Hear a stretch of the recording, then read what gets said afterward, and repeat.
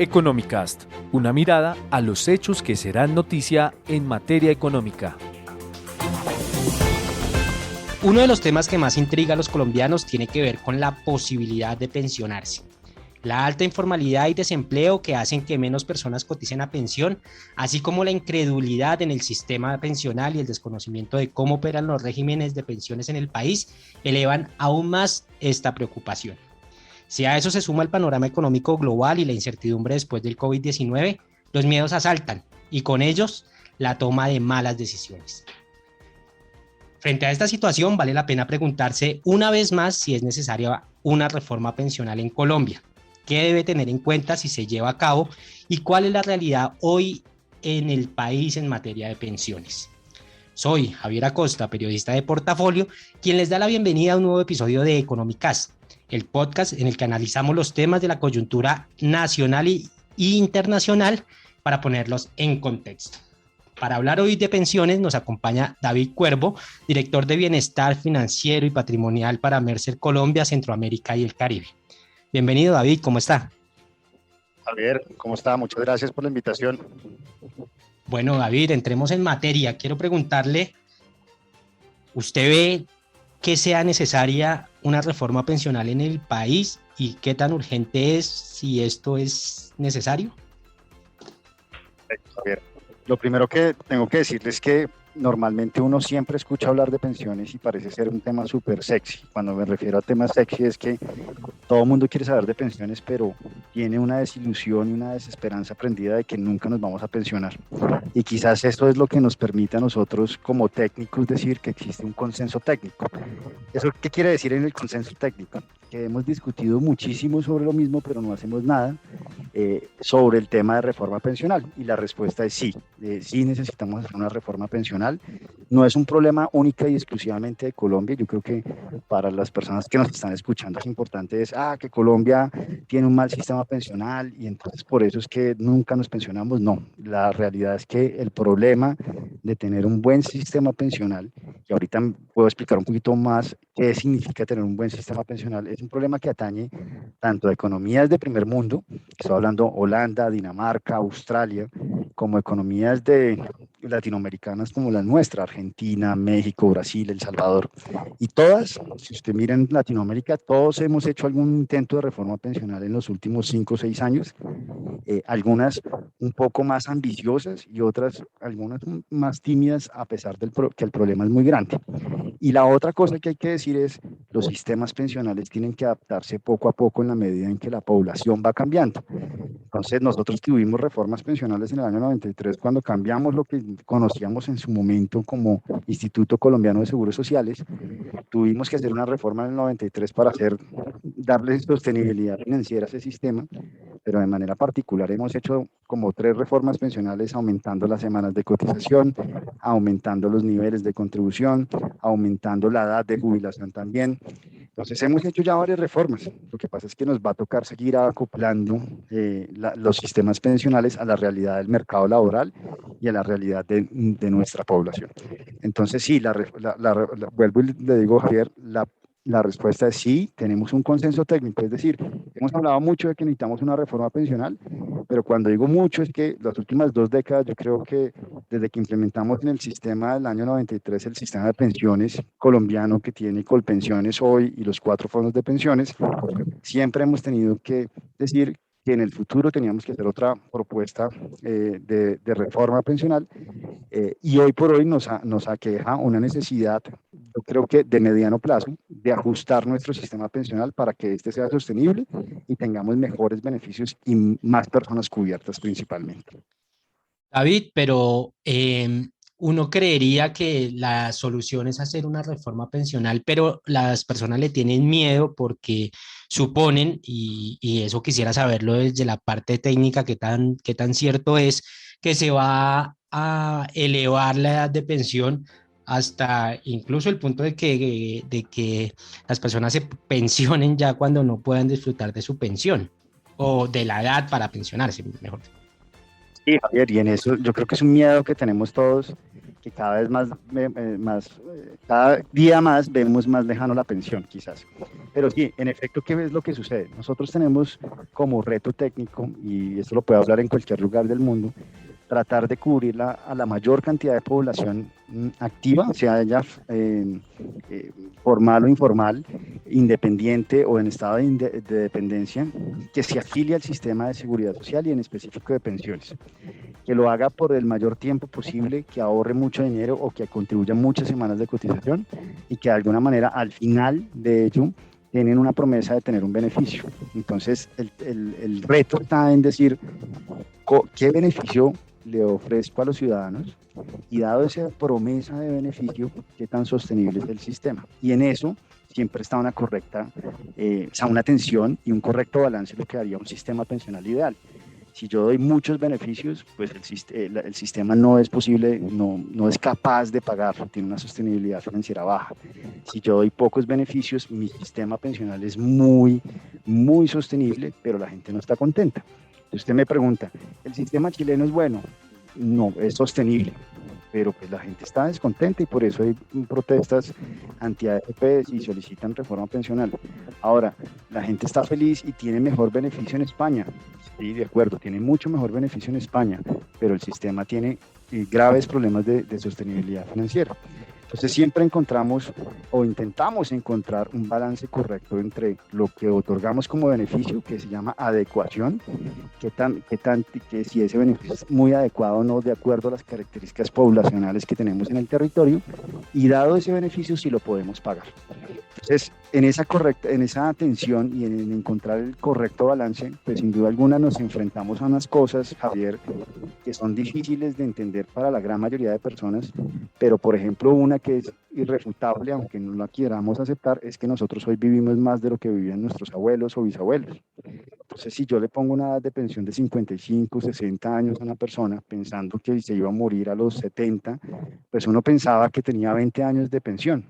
Pero si ahora la persona vive hasta los 90, ya no tengo 20 años, sino 40 de pensión. Entonces, no hay matemática financiera que aguante que yo le pueda ahorrar 30 años y que me gaste 40 en el proceso de pensión. Entonces, ¿qué pasa? Pues una de las presiones que tiene todos los sistemas pensionales es elevar la edad de retiro. Y eso es súper impopular. Si usted le dice, venga, ya no se va a pensionar a los 62, Javier, que es hombre, sino a los 65, así sean solo 3 años, a usted no le va a gustar.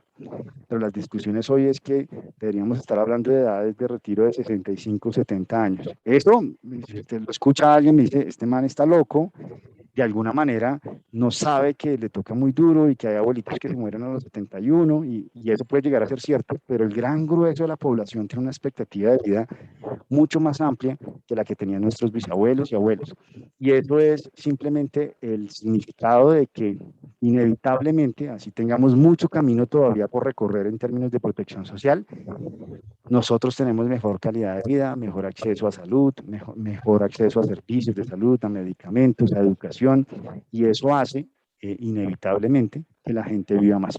Yo le cuento una historia. En el año 2015, la revista Times puso un bebé súper tierno, usted la puede buscar en internet si quiere, un bebé como de 1 año de edad, obviamente súper rozagante, rosado, mono, con ojos azules, y lo único que decía la portada decía, este niño que acaba de nacer, o sea, hace 2014, 2013, va a vivir hasta los 142 años.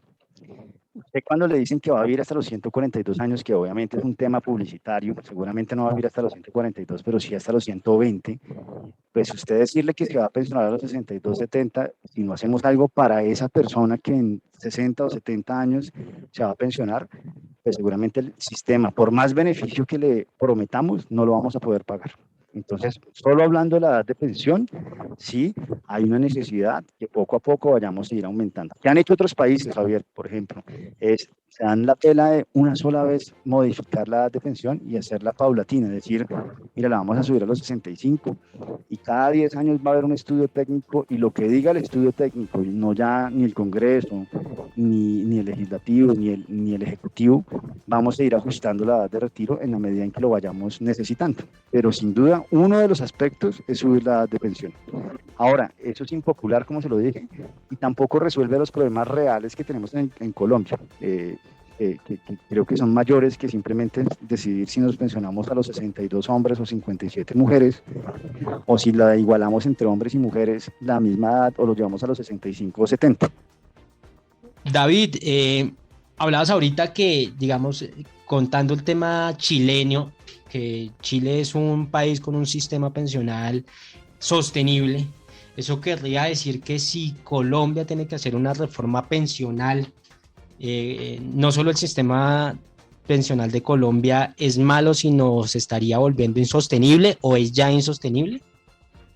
Para nada, y yo creo que ese es el peor error que hemos hecho siempre, y es tratar de compararnos y copiar los sistemas.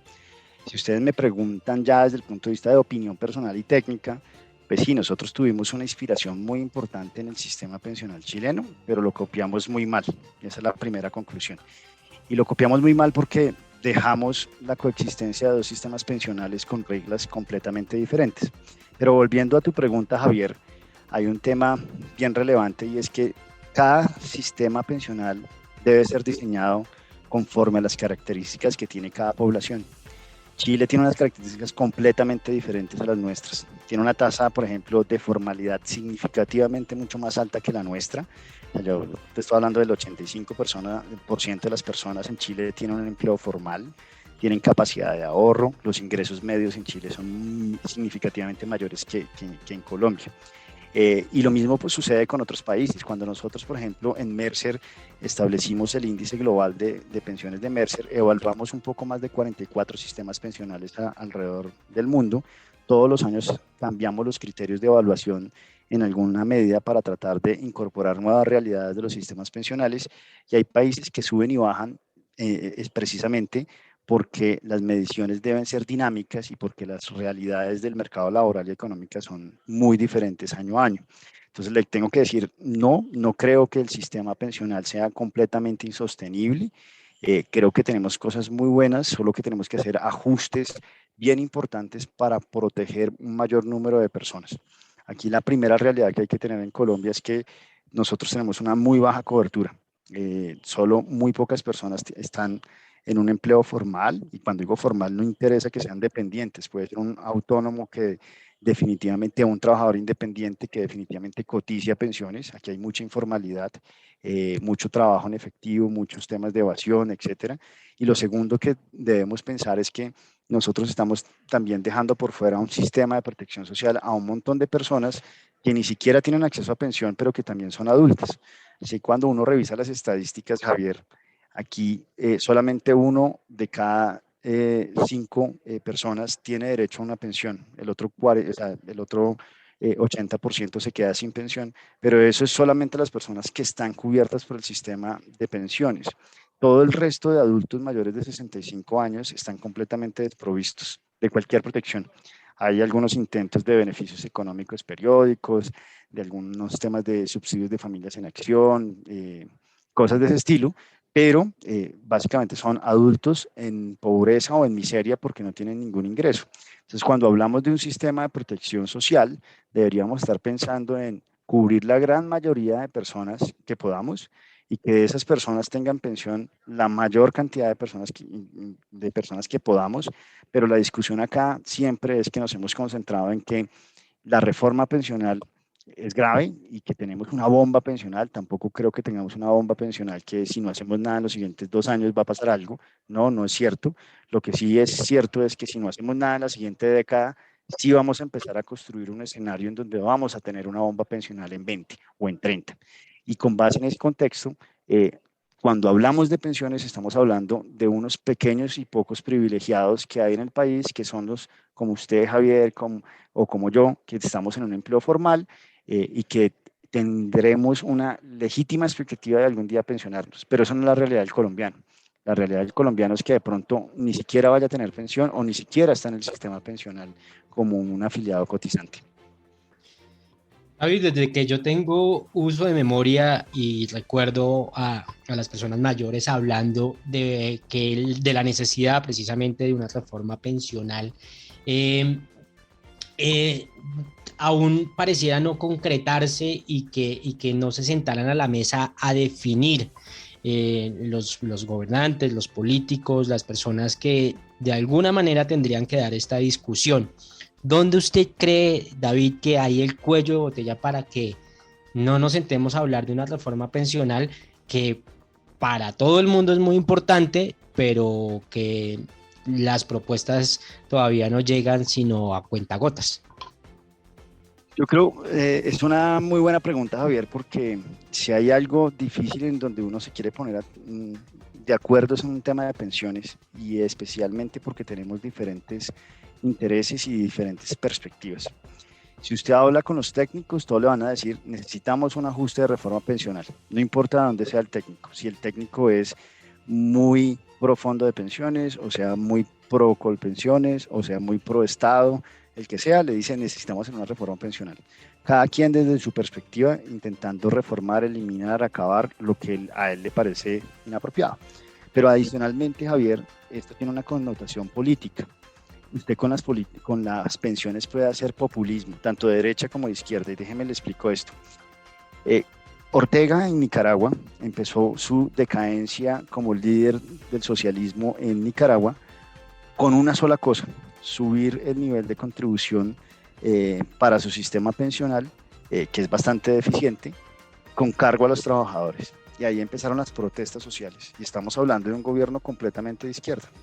Si usted hoy habla con El Salvador, que tiene un gobierno relativamente de derecha, o si no de un poco más allá de la derecha, la gente está intranquila con sus pensiones, porque sin duda alguna un sistema pensional tiene una connotación particular, y es que hay dinero ahorrado con el cual se puede hacer muchas cosas.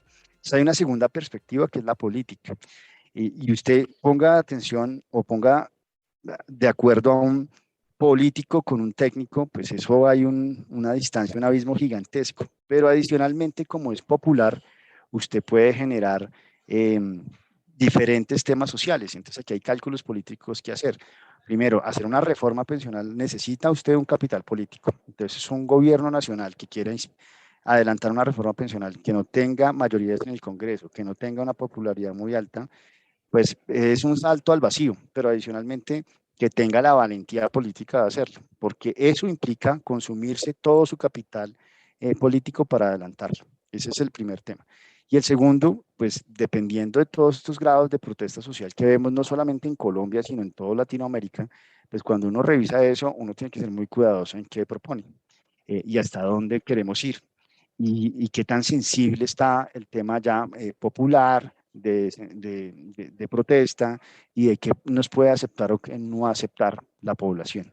Entonces, aparte de esas tres indicaciones, pues obviamente en la mitad hay intereses también económicos que no se pueden pues ocultar, y todas esas diferentes perspectivas, ponerlas de acuerdo con un objetivo común, de tal manera que tengamos un buen sistema pensional, pues es una tarea de titanes. Ese es el primer concepto que le podría decir de por qué siempre hemos hablado, y por eso digo, hay un consenso técnico, es decir, hemos hablado muchísimo, que fue lo primero que le dije, y no hacemos nada. Es que muchas personas hablan de una reforma pensional, pero ponerse de acuerdo con mi visión de pensiones, o con la visión de Javier, o con la de Claudia, la señora que está como empleada de servicio doméstico, o con el alto ejecutivo de una empresa, pues es completamente diferente, a pesar de que todos los cuatro necesitemos de un ingreso para el momento en el que nos retiramos y podamos vivir tranquilamente en nuestra vejez. David, usted hace un momento hablaba de que no basta con, o no bastaría con subir la edad de pensión para lograr una reforma pensional que se ajuste a la realidad colombiana.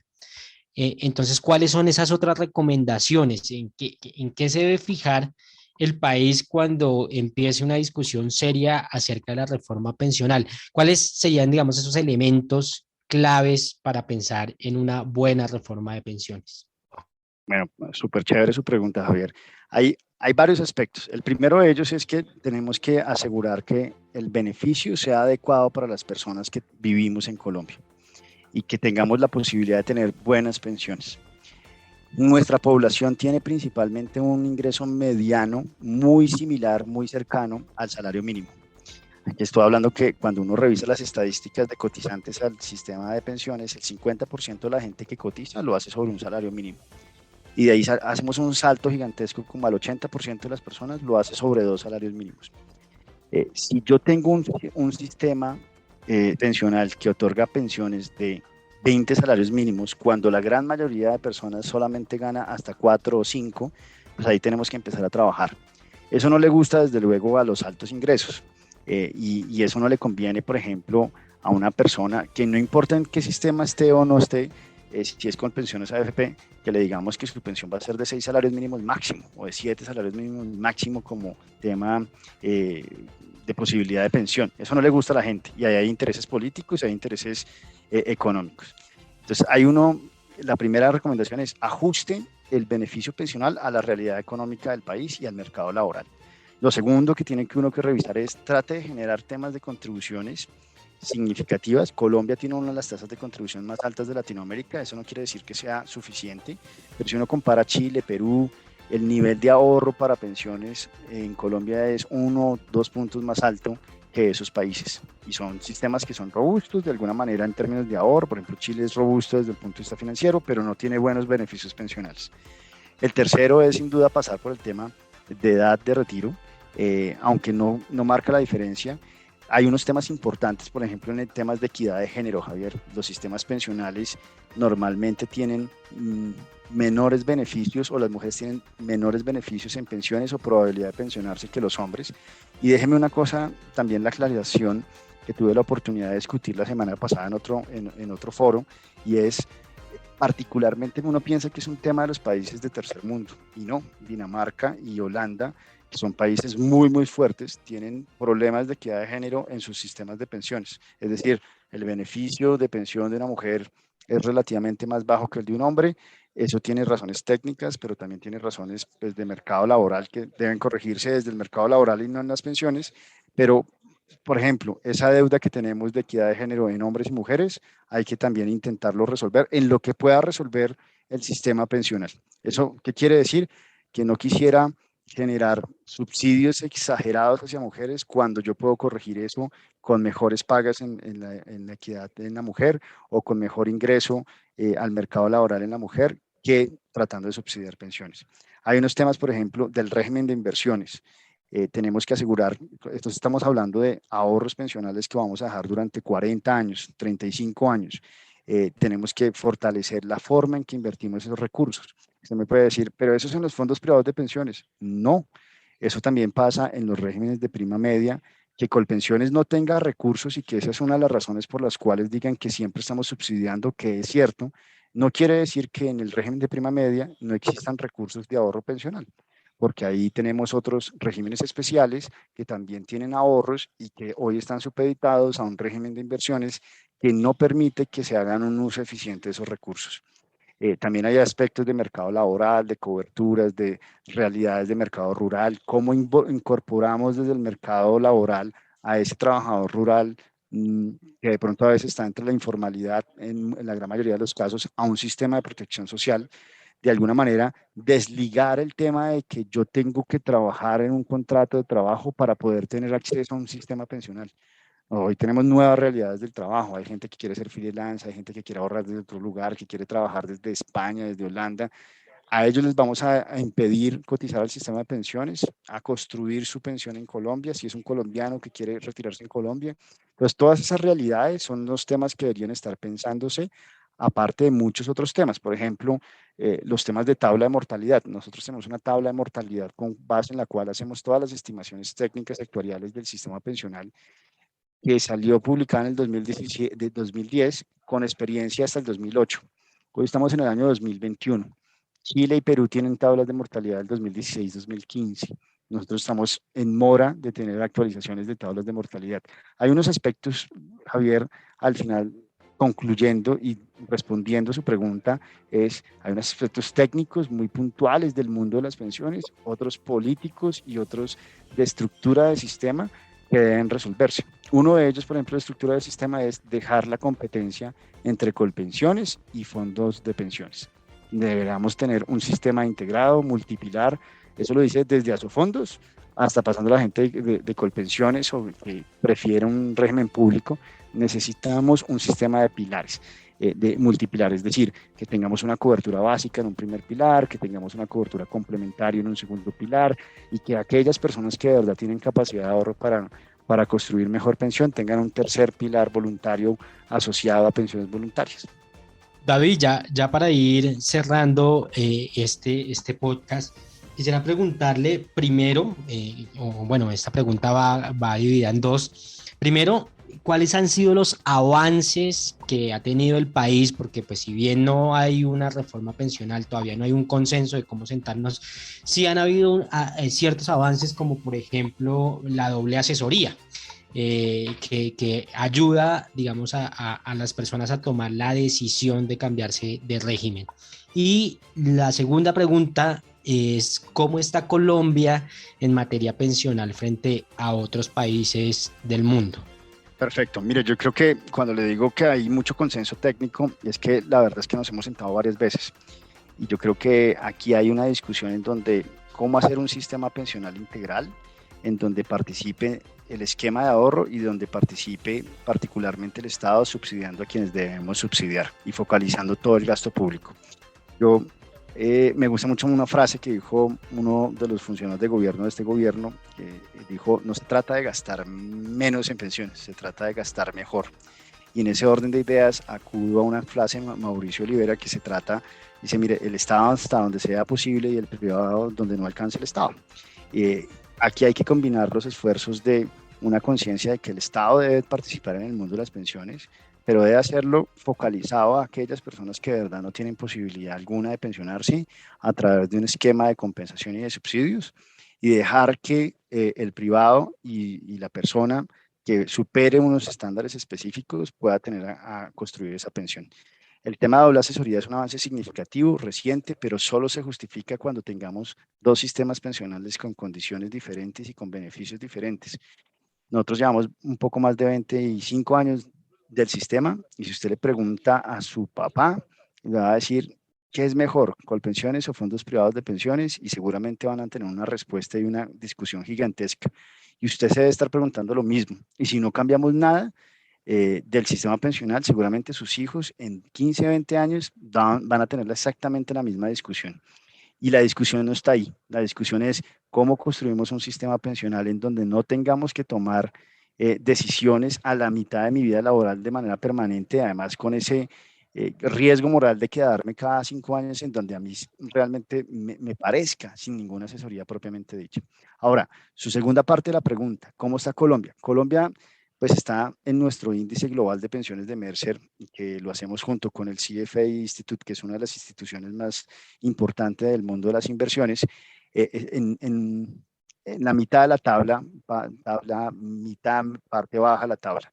¿Qué nos pasa? Tenemos unos beneficios relativamente buenos. Cuando digo relativamente buenos es, yo tengo la gran mayoría de personas ganándose un salario mínimo e hipotéticamente todas esas personas, hombres y mujeres, se pensionaran, pues la pensión mínima acá en Colombia es de un salario mínimo. Tengo una relativa buena pensión para ese tipo de personas. Ahora, ¿qué pasa? Tenemos unos problemas de sostenibilidad. Sí, no hay una bomba pensional, como lo he dicho. Tenemos que hacer procesos de reforma, tenemos que ampliar la edad de retiro, tenemos que aumentar las semanas de cotización, el tiempo por el cual nosotros ahorramos, generar unos temas importantes en los sistemas pensionales, etcétera. Pero de alguna manera, Colombia está mejor que otros países, por ejemplo, está mejor que Perú, está mejor que Argentina, está mejor que México, está mejor que Brasil, en Latinoamérica. El único que nos puede superar en este instante es Chile por su sostenibilidad, no por la calidad de las pensiones, y eso es bien importante. Y en el último índice incluimos a Uruguay y nos va mucho mejor. Y ellos tienen un sistema multipilar en donde participan fondos privados, pero también el Uruguay tiene un sistema de beneficio definido en una parte base de la pirámide.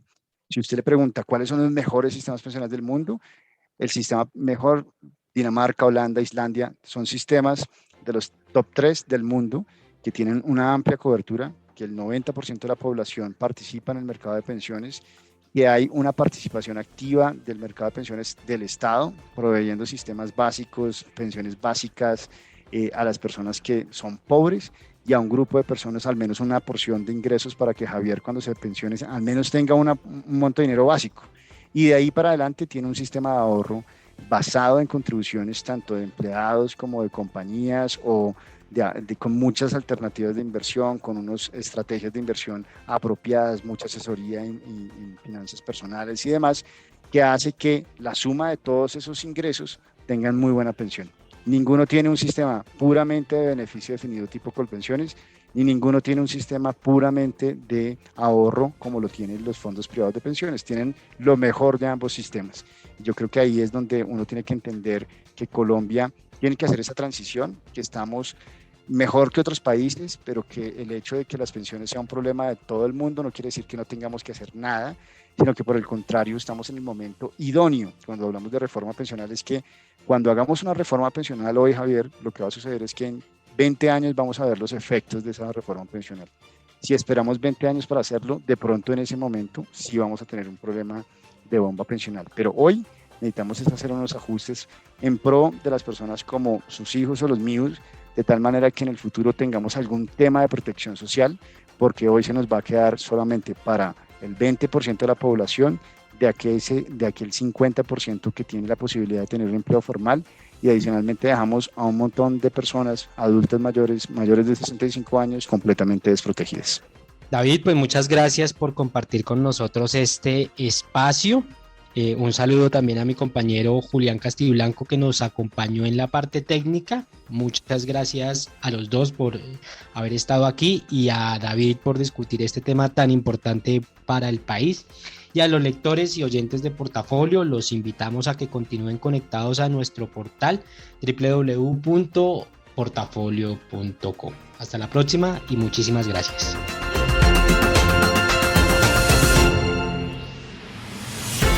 Economicast, un podcast de Portafolio para la casa editorial El Tiempo.